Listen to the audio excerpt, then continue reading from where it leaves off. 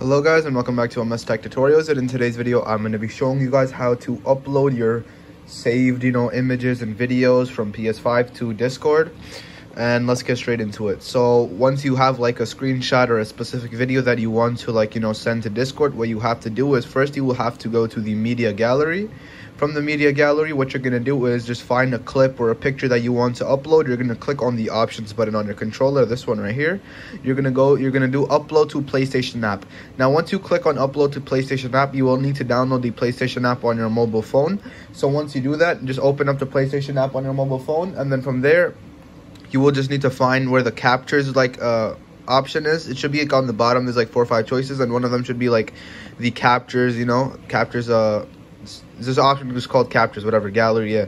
And then anyways, once you do find that, what you will do is you can just save the video from there, and then you can just send it to Discord, if you wanted to show it to a friend, and then you can just send it from there, because it will be in your it will be in your photos or videos section.